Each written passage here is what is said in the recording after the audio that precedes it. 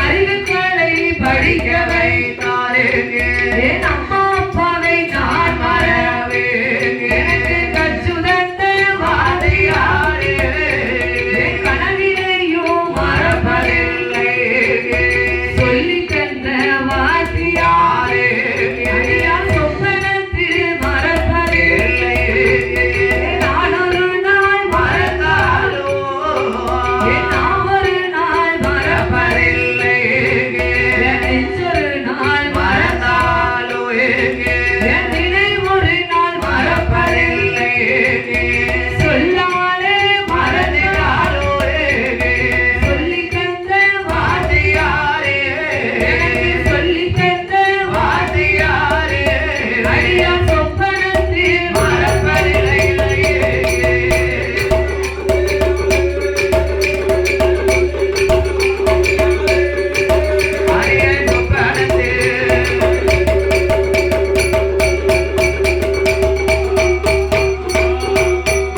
சுவாமி கற்றுதந்த வார்த்தையாராமே கற்றுதந்த வார்த்தையாராமே அண்ணாவி குருநாமக்கு இந்திய சமையாகே தென்காசி மாவட்டத்திலே சீவையும் குயல்கடலாமே தென்காசி முக்கடலாமே சீவையெங்கும் வியாதி வேட்டுகே சீவநல்லூரில் வாழும் வெள்ளிசை கவிகள் எல்லாமே வெள்ளம் போட்டு சொல்லுமா மாநிலமும் வியாதி வேட்டுகே மாநிலமும் வியாதி வேட்டுகே மாலசுவாமி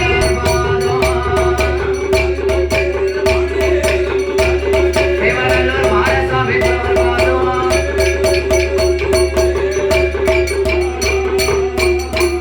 எனக்கு கற்றுதந்த வார்த்தையாராமே அண்ணாவி குருநாமக்கு உச்சரியும் பாட்டியும் புறமதிலே ஜோதிமணி கவிகள் வாழும் சூடுலகம் யாதி வேற்றுக்கு சூடுலகம் யாதி வேற்றுக்கு சொற்களிக்க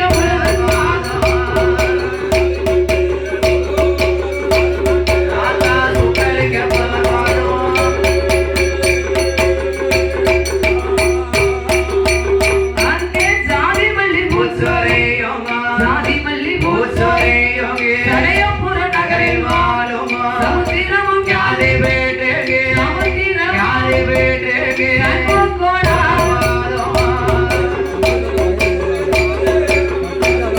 நாவே சமூகல் போனார் வாழும்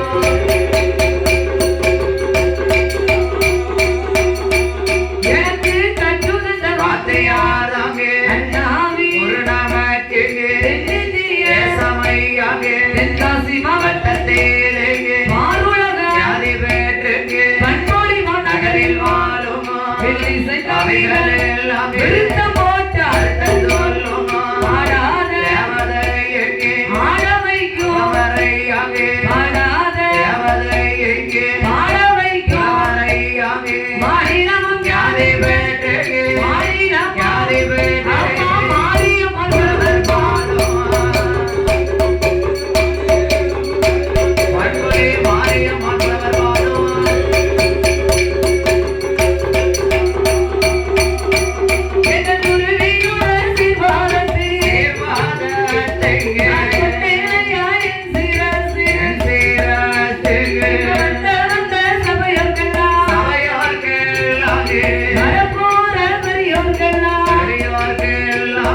வணக்கம் செய்த மாறுவே கூடியிருக்கும் பெரியோர்கெல்லாம்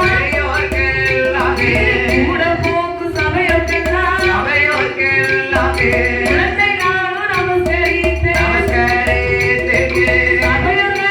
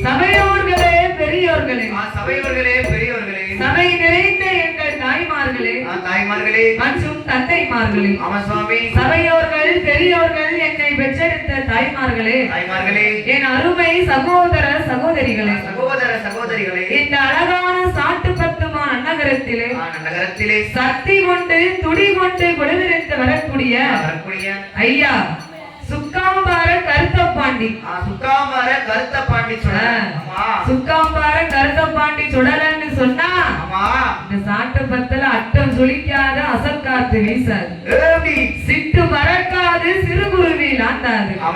அப்பேற்பட்ட நம்ம ஐயா சுக்காம்பார கருத்தப்பாண்டி சுடலை மாடல் சுவாமி திருவாலயத்தில் இன்று சீரும் சிறப்புமாக கொடை விழா பெரும் விழாவாகவே நடந்து வருகின்றது. ஐயாவுக்கு 3 நாள் கொடை விழா சீரும் சிறப்புமா பெரும் விழாவாகவே நடந்து வருகின்றது. அப்பேற்பட்ட சுக்காம்பார கருத்தப்பாண்டி சுடலைமான சுவாமி திருவாலயத்தில் நாம் வில்லிசை பாட வேண்டும் என்று நமக்கு அன்போடு அட்வான்ஸ் கொடுத்து வரவழைத்துள்ள இந்த கோவில் நாட்டாமை தர்மகர்த்தா பொக்கிஸ்தா கணக்கப்பிள்ளை மற்றும் ஆடுகுல கோபுரங்கள் சார்பாகவும் ஊர் பொதுமக்கள் சார்பாகவும் வரி கொடுக்கும் மக்கள் சார்பாகவும் நாம் வில்லிசை பாட வேண்டும் என்று நமக்கு அன்போடு அட்வான்ஸ் கொடுத்துள்ளார்கள். அவர்களோடு சேர்ந்து அருமை மாமா நம்ம மாமா மாரியப்பன் அவர்களும் நமக்கு அட்வான்ஸ் கொடுத்துள்ளார்கள். அதாவது பார் உலகம் எல்லாம் கியாதி பெற்று வரக்கூடிய மாநிலங்கள் புகழ் படைத்து மண்டலங்கள் பெயர் படைத்த என் அம்மா பண்புரை மாரியம்மாள் அவர்கள் பெற்றெடுத்த அருந்தவ புதல்வி என் பேர் சுதா. அம்மா இந்த ஊருக்கு வந்திருக்காங்க. ஆனா இந்த ஆலயத்துக்கு இது வரைக்கும் அம்மா வந்து படிக்கல. ஆனா அடியா நான் வந்து பாட வந்துள்ளேன். எனக்கு முன்னாலே இந்த ஆலயத்தில் எத்தனையோ புலவர்கள், பேர் அறிஞர்கள், கவிஞர்கள் எல்லாம் பாடி இருக்கலாம். ஒருவரை போலவே ஒருவர் பாட முடியாது. கற்றது கைமண்ணளவு, கல்லாதது உலகளவு என்பார்கள். நான் கற்றதோ கைமண்ணளவுதான். நானோ சிறு குழந்தை. என் சிற்றறிவுக்கு தகுந்தபடியாக அடியால் உங்கள் முன்னால் நான் பாடுகின்றேன். அதாவது எந்த ஒரு ஆலயமாகவே இருந்தாலும் முதலாக யாருக்கு பாடணும்? யாருக்கு? யாரு தாத்தாவுக்கு? சாஸ்தாவுக்கு படிக்கணும். ஏன் முதலாக சாஸ்தாவுக்கு படிக்க தெரியுமா? 3 நாள் குடைவிழாக இருந்தா முதல் நாள் கண்டிப்பா சாஸ்தாவுக்கு தான் படிக்கணும். ஏன்? இன்னைக்கு ஐயாவுக்கு குடியழைப்பு தினம். குடியழைப்பு தினத்தை முன்னிட்டு சாஸ்தாவை நம்ம பிறவி செஞ்சாதான் சகல தெய்வங்கள் எல்லாம் ஆலயத்திற்கு வருமா. அதாவது கலி உலகத்திலே, அகில உலகத்திலே கலியுக தெய்வமாகவே வந்து பிறந்தவர் தர்மஞான சாஸ்தா. நாம எல்லோரும் தாய்க்கும் தந்தைக்கும் வந்து பிறந்த சாதாரண மானிட மனுக்கள். ஆனால் தர்மஞான சாஸ்தா அப்படி அல்ல. அரிக்கும் சிவனுக்கும், ஐயனுக்கும் மெய்யனுக்கும், அப்பாவுக்கும் வந்து பிறந்த பிள்ளை. அப்பேற்பட்ட தர்மஞான சாஸ்தா வந்து பிறந்தாரே ஆனால் சகல தெய்வங்களும் இந்த ஆலயத்திற்கு வருமா. ஐயன் வந்து பிறந்தாரே ஆனால் அனைத்து தெய்வங்களும் இந்த ஆலயத்திற்கு வரும். சாஸ்தா பிறந்தாருன்னு வைங்க, ஐயா சுக்காம்பார கருத்தப்பாண்டி சுடலமான சுவாமி, பலவேசக்காரர், பேச்சியம்மா, சிவனேந்த பெருமாள், அனஞ்சியம்மன், வேலுமுத்தம்மன், உப்படாதி அம்மா, இப்படி 21 கூட்டரவு 61 பந்திகளும் ஐயன் வந்து பிறந்த நேரத்தில் ஆராளி போடுவார்களாம். அதனால் முதலாக சாஸ்தாவுக்கு தான் படிக்க வேண்டும். நான் பாடும் பாட்டில் பழுது குற்றங்கள், சொல் குற்றங்கள், இசை குற்றங்கள், கதை குற்றங்கள், கதையிலே பொருள் குற்றங்கள், சாரீர குற்றங்கள் இருந்தாலும், சரீர குற்றங்கள் இருந்தாலும், உங்கள் வீட்டு குழந்தை ஒரு தவறு செய்தால் அதற்கு எப்படி ஆதரவு கொடுப்பீர்களோ அதே போன்று எங்களுக்கும் ஆதரவு கொடுக்க வேண்டும் என்று உங்களை அன்போடு கேட்டுக்கொண்டு இப்பொழுது சாஸ்தாவின் கதையை நாங்கள் ஆரம்பம் செய்கின்றோம். பாதி மதிமான் மலர்வோ கங்கையோடு பாம்படித்து பார்வதியை மனம் புரித்த ஆதிசிவன் மோகமது கலியுகமாகி அச்சுதன் என் பெருமாள் 2 கரத்தினால் ஏந்த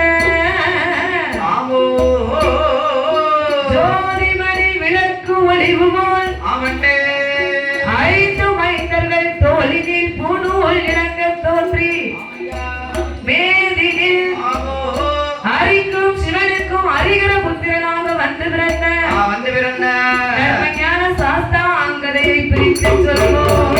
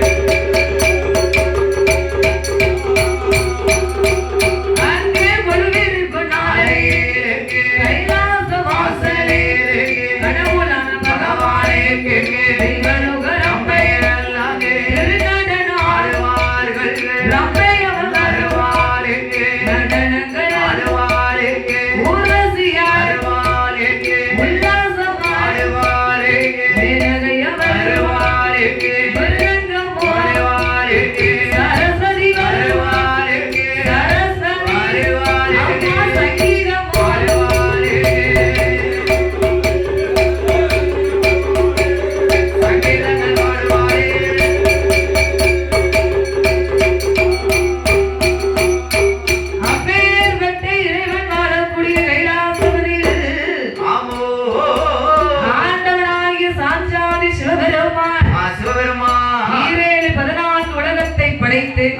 படைத்து 224 புவனங்களை படைத்தார். அவையா 7 சப்தாசாரங்கள் ஆகப்பட்ட கடல்களையும் படைத்து கடல்களையும் படைத்து கல்லுக்குள் இருக்கும் தேரையும் ஆமா கற்பைக்குள் வாழும் சிசுவையும் முட்டைக்குள் இருக்கும் குஞ்சியையும் ஈசன் படைத்து படைத்த மனுக்களுக்கெல்லாம் ஆண்டவன் அல்லும் பகலும் பட்டினி இல்லாமல் படியறந்து வருகின்றார். அப்படி ஆண்டவனாகிய சிவபெருமாள் படைத்த மனுக்களுக்கு பட்டினி இல்லாமல் படியிறந்து படைத்த மனுக்கள் எல்லாம் பூமியில் வாழ வேண்டும் என்று ஆண்டவன் இவ்வுலகை மூன்றாகவே பிரித்தார். அதலை என்றும் சுடலை என்றும் ஆதி பாதாள உலகம் என்றும் ஆதி பாதாள உலகம் என்றும் அதலை என்றால் ஆகாய உலகம் ஆகாய உலகம் சுடலை என்றால் நாமல் வாழக்கூடிய இந்த மத்திய பூமி அந்த மத்திய பூமி இதற்கும் கீழ் ஓர் உலகம் அவையா அதுதான் ஆதி பாதாள உலகம் அதுதான் ஆதி பாதாள உலகம் அப்பேற்பட்ட ஆதி பாதாள உலகத்தில் ஆதி பாதாள உலகத்தில் ரிஷிமுகா வர்ணனும் இரத்த கண்ணி பெண்ணவளுமாக அவர்கள் தவமிருந்து பெற்றெடுத்த அருமை பிள்ளை அவன் தான் வல்லரக்கன். அப்பேற்பட்ட வல்லரக்க ராஜுதனை அந்த ரிஷிமுகா வர்ணனும் இரத்த கண்ணி பெண்ணவளமாக சீரோடும் சிறப்போடும் செல்வமாகவே வளர்த்து வந்தார்கள். அப்படி வளர்த்து வரக்கூடிய நாளையில் வல்லரக்க ராஜனுக்கு 16 வயது ஆகிவிட்டது. ரிஷிமுகா வர்ணனும் இரத்த கண்ணி பெண்ணவளும் தன் மனதிலே என்ன நினைக்கிறாங்க, நாமளுக்கும் வாழும் பருவங்கள் போய் வைகுண்டம் சேரக்கூடிய காலம் வந்து விட்டது. அதனால் தன் மகனாகிய வல்லரக்கன் தரணி ஆள வேண்டும், நாட்டை அவனுக்கு ஒப்படைக்கணும். நாட்டை ஒப்படைக்கணும்னா என்ன செய்யணும்? பட்டம் சுட்டணும். பட்டாபிஷேகம் நடத்தணும். அதாவது ஒரு வீட்டு பொறுப்பு வரணும் அப்படின்னா ஒரு ஆணா பிறந்த ஆம்பளைக்கு என்ன செய்வாங்க? கல்யாணம் பண்ணி வைப்பாங்க. கல்யாணம் பண்ணி வச்சாதான் அந்த ஆம்பளைக்கு வீட்டு பொறுப்பு வரும். பிள்ளைட்டு மனைவின்னு அவன் கண்ணு கருத்துமா வாழுவான். அதனால அவனுக்கு வீட்டு பொறுப்பு வரணும்னா கல்யாணத்தை பண்ணி வைப்பாங்க. ஆனா இந்த வல்லரக்கன் நாட்டையே ஆளக்கூடியவன். ஆமா 56 தேசத்தையும் மனசால செய்யக்கூடியவன். அதனால் அப்பேற்பட்ட வல்லரக்கனுக்கு திருமணத்தை முடிக்க வேண்டும் என்று வல்லரக்கனின் அம்மான் மகனாகிய பவளக்கண்ணியை வரவழைத்து பவள நாட்டில இருந்து பவளக்கண்ணியை வரவழைத்து வல்லரக்கனுக்கும் பவளக்கண்ணிக்கும் திருக்கூட்டினார்கள். அப்ப ரிஷிமுகா வர்ணனம் இரத்தக்கண்ணி பெண்ணவளமாக மகனாகிய வல்லரக்கனுக்கு திருக்கூட்டி நாட்டை எப்படி ஒப்படைக்கின்றார் தெரியுமா? எப்படி வல்லரக்கா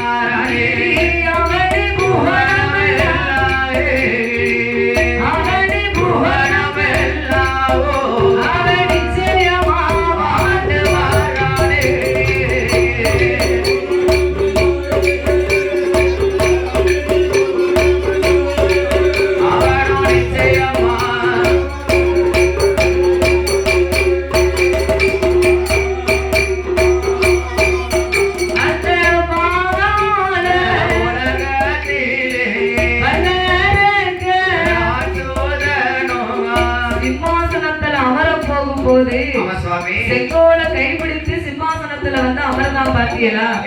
அவன் நாட்டையே அரசாளக்கூடியவன். அப்ப முதல்ல யார வணங்கணும்? கடவுளை முதல்ல வணங்கணும். அவன் கடவுளை வணங்கினானா, கையெடுத்து கும்பிட்டானா, அவன் பகவானை நினைக்கிற பஞ்சாச்சாரம் பூந்ததில்லை. பகவானை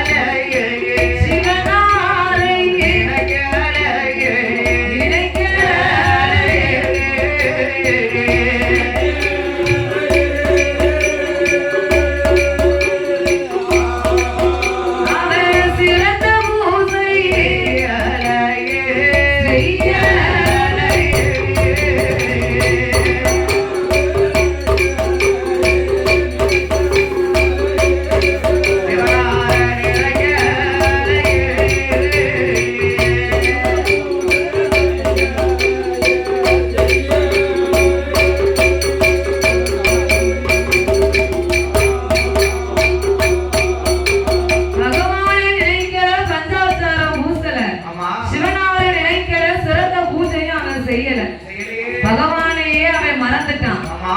ஏன்? ஏன்? நான் சிம்மாசனத்துல இருக்க போகிறேன் என்ற ஆணவத்தோடு ஆமா சுவாமி. செங்கோலை கைப்பிடித்து சிம்மாசனத்துல வரான். பார்த்தீங்களா? என்ன அவன் சிம்மாசனத்திற்கு முன்னாடி 9 படி அமைத்திருப்பார்கள். ஆமா. இந்த படத்துல எல்லாம் பார்த்திருக்கீங்களா?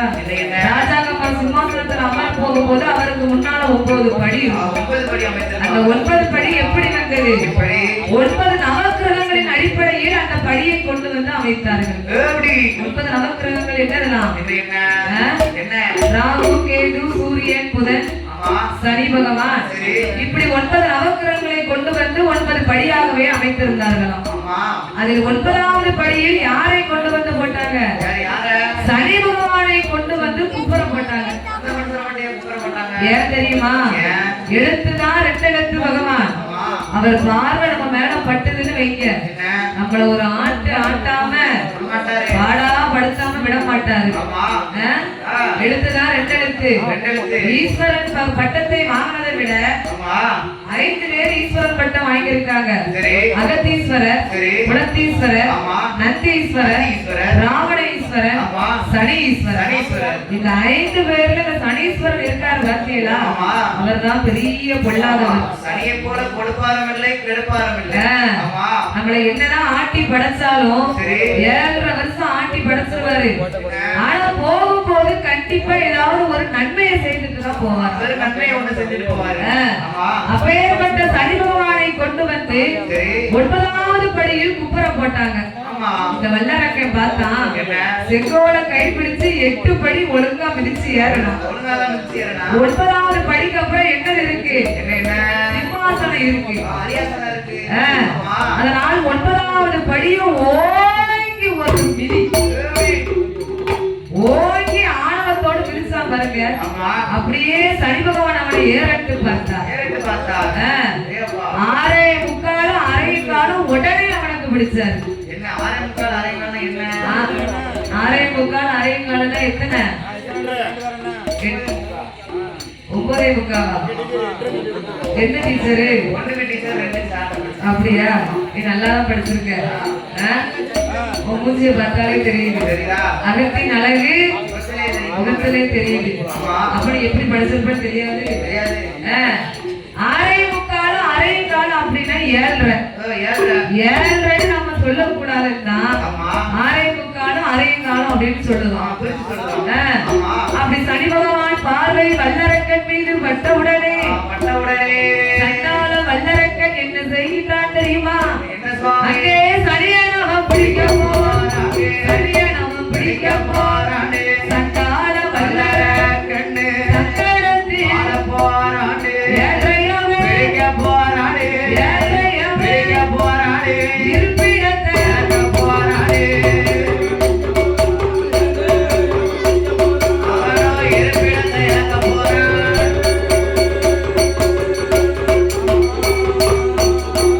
அந்த சனியை நாம பிடித்த போது பிடித்த போது சண்டால வல்லரக்கன் வல்லரக்கன் அவன் சக்கரத்தில் வாழுகிறானே. ஆடுகிறானே. சனி பகவான் அவனுக்கு பிடிச்ச உடனே ஆமா. நாட்டுல மழையே இல்லாமல் பஞ்சம் வந்தது. ஏன்னா அவன் செங்கோல் பிடித்து சிம்மாசனத்தில் அமர்ந்தா பார்த்தீங்களா? அவனுக்கு 6.75 அரைக்கால் பிடித்த உடனே அப்பவே பாவிக்கு எல்லாமே என்ன நடக்கு? கெட்டதாகவே நடக்கு. அவன் செங்கோல் பிடித்து சிம்மாசனத்தில் அமர்ந்த நாள் முதலாக நாள் முதலாகவே ஆதி பாதாள உலகத்தில் பஞ்சம் ஏற்பட்டது. மாமையா அங்க 12 வருட காலம் ஐயா பஞ்சம் வந்து சேர்ந்ததையா. தாலி விச்சும் பீலி விச்சும் கலைகளவில் பஞ்சம் ஐயா. அந்த பிள்ளையத்தான் விலை கொடுத்து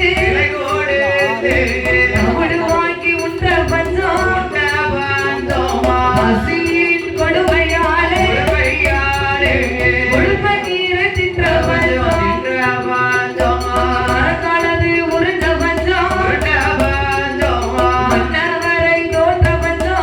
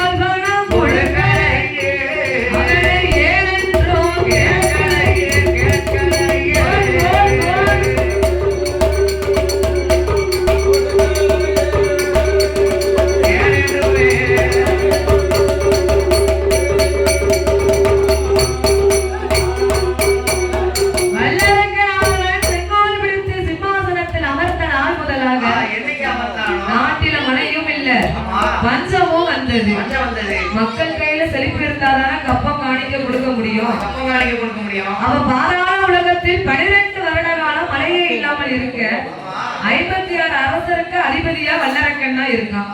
அப்போ அவனுக்கு கீழே 56 அரசர்கள் யாவரும் சரி பகுதி பணம் கொண்டு வந்து கொடுக்கணும். ஆமா ஆனா மழை இல்லாமல் போனதுனால சரி அரசர்கள் யாவரும் பகுதி பணம் கொடுக்கவில்லை, அவனை பணித்தும் நடக்கவில்லை. இருசார் பணம் கொடுக்கவில்லை, அரக்கனை ஏன் என்றும் கேட்கவில்லை. இருக்கலையே கிஸ்தி பணம் கொடுக்கவில்லை, அரக்கனை கீழ்பணித்தும் நடக்கவில்லை. ஆமா ஏன் இவன் தான் ஆகாத நேரம் அவனுக்கு அமுடு வரும் காலம். செங்கோல் பிடித்து சிம்மாசனத்தில் அமர போகும் போது பகவானை நினைக்கல. தான் தான் இந்த உலகத்தில் பெரியவன் என்ற ஆணவத்தோடு சிம்மாசனத்துல போய் அமர்ந்தான். ஆமா அதனால் அவனுடைய ராசி பாருங்க, மழையே இல்லாமல் பஞ்சம் ஏற்பட்டது. ஆமா மக்கள் கையில செழிப்பு இருந்தாதானே